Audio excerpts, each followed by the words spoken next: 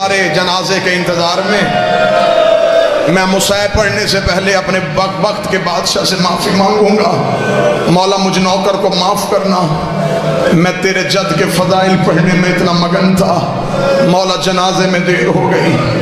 آج کے جنازے میں دیر اس لیے بھی نہیں کرنی چاہیے تھی کہ اس جنازے کو کاندھا دینے کے لیے وہ آیا ہے جو 14 سال کا تھکا ہوا ہے، جس کی کڑیاں بھی نہیں کھلی تھی، جس کے زیور بھی نہیں اترے تھے۔ وہ آج جنازے کو کاندھا دے کے رو کے کہے گا میرا تو کسی نے نہیں اٹھایا اور میں اپنے بابے کا جنازہ اٹھا لے۔ جتنے مات میں بیٹھے ہو کوشش کروں گا شہادت کے 2-4 جملے پڑھ سکوں۔ غربت میں اس کی اپنی مثال، یہ جتنے ماتمی بیٹھے ہو نا، میں واللہ حسین اشرا ہوتا تو میں امام صادق پہ پڑھتا۔ عزاداری طریقہ ہی اس مولا نے سکھایا۔ یہ جو ہم ماتم کرتے ہیں نا، یہ جو ہم روتے ہیں، اس کی تہذیب بھی ہمیں اس بادشاہ نے سکھائی ہے۔ عزاداری کے طریقے اس مولا نے سکھائے ہیں۔ اس کی پہلی نشانی بتاؤں، مدینے کے لوگ کہتے ہیں ہم محرم کا چاند آسمان پہ نہیں دیکھتے تھے۔ وہ کہتے جعفر صادق کے گھر سے رونے کی اتنی آوازیں آتی ہمیں پتہ چل جاتا کہ محرم کا چاند طلوع ہو گیا ہے۔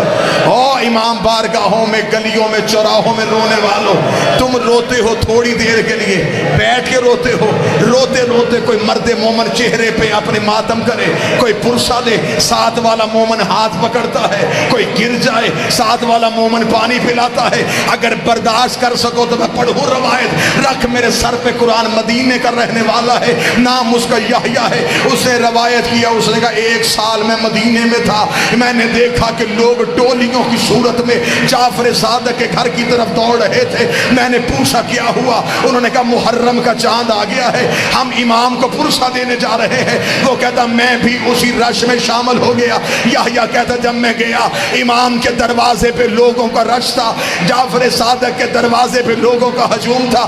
یحییٰ کہتا میں نے بھی اپنا گریبان کھولا، میں بھی امام کے دروازے پہ کھڑا ہو گیا۔ یحییٰ کہتا میں اپنے پنجوں پہ کھڑا ہو کے میں نے دیکھا کہ کوئی شخص زمین پہ لیٹ کے رو رہا ہے۔ وہ کہتا میں نے ایک بندے سے پوچھا یہ کون ہے، اس نے منہ پہ پیٹ کے کہا یہ ہمارا امام ہے، نام جس کا جعفر صادق ہے۔ وہ کہتا میں نے حالت دیکھی، بطول کا بیٹا کبھی دائیں کروٹیں لیتا، کبھی بائیں کروٹیں لیتا۔ وہ کہتا میں روتا روتا قریب گیا، میں نے قدموں پہ ہاتھ رکھ کے کہا او کائنات کو صبر سکھانے والے، تیری یہ حالت کیوں ہو گئی ہے؟ امام نے انگلی کا اشارہ کر کے کہا وہ چاند طلوع ہو گیا جس نے میری ماں کو زخمی کر دیا، جس نے میری ماں کی ردائیں چھین لی۔ 2 منٹ میں اشارہ کروں تو تبوک لانا۔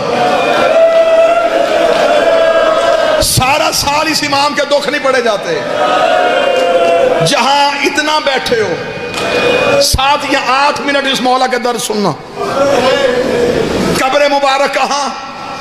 بقیہ میں، آخری ماں کے پہلو میں ہے۔ وہاں ایک ماں، 4 بیٹے، 5 کی غربت ہی علیحدہ۔ حسین کی لاش 3 دن بغیر کفن کے پڑی رہی۔ آج کربلا جا دیکھو، حسین کے روضے، حسین کا صحن، حسین کا محل بنا ہوا ہے، غازی کے بازو قلم ہوئے غازی کا روضہ ہے۔ اللہ جانے کتنے دکھی کیا ہے ان اماموں کو۔ آج بھی دھوپ کی چادر ہے، آج بھی قبر پہ چراغ کوئی نہیں۔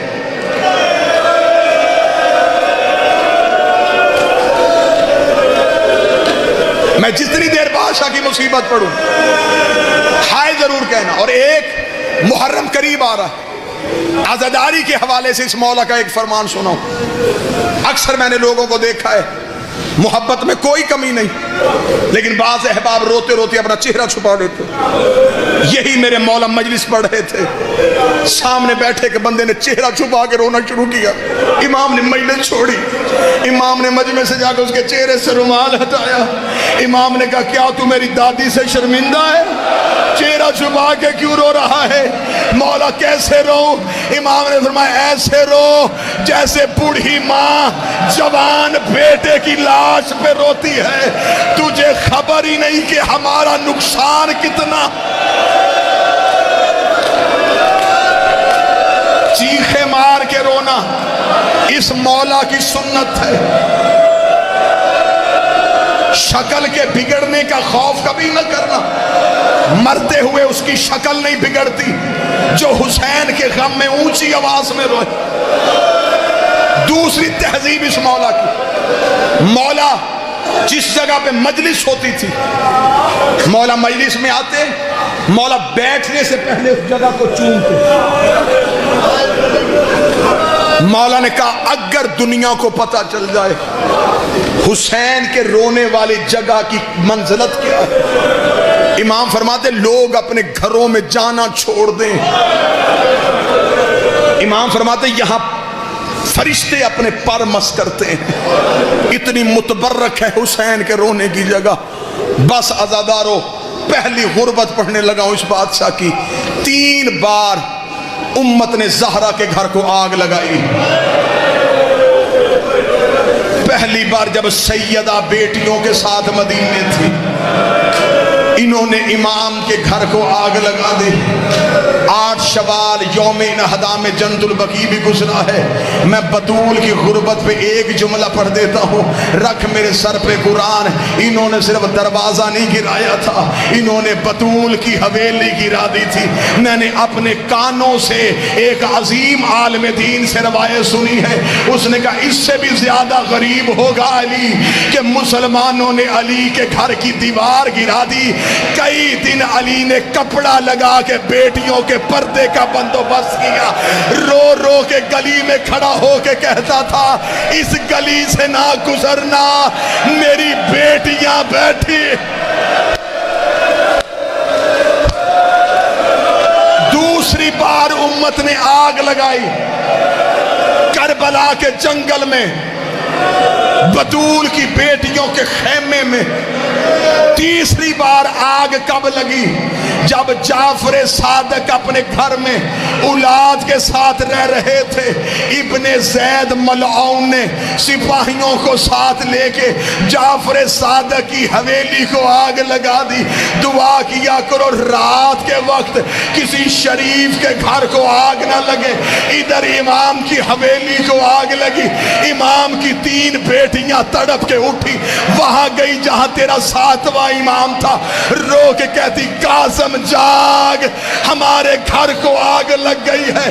امام نے اپنے سر سے امامہ اتارا، امام نے کپڑے سے آگ کو بجھانا شروع کیا، امام کے امامے کو آگ لگی۔ موسیٰ کاظم کی چھوٹی بہن نے امام کے کرتے پہ ہاتھ ڈالا، رو کے دی کاظم تیرے امامے کو آگ لگ گئی ہے۔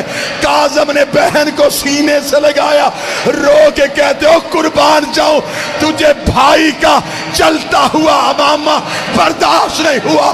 ہائے غربت میرے دادے سجاد کی، جس کے سامنے آ کے سکینہ نے کہا سجاد میرے کرتے کو آگ لگ گئی، اوہ مجھے بتا میں جل کے مروں۔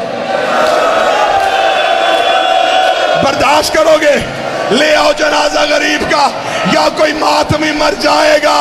جعفر صادق کا جنازہ، بطول کے بیٹے کا جنازہ، بغداد کے قیدی کے غریب باپ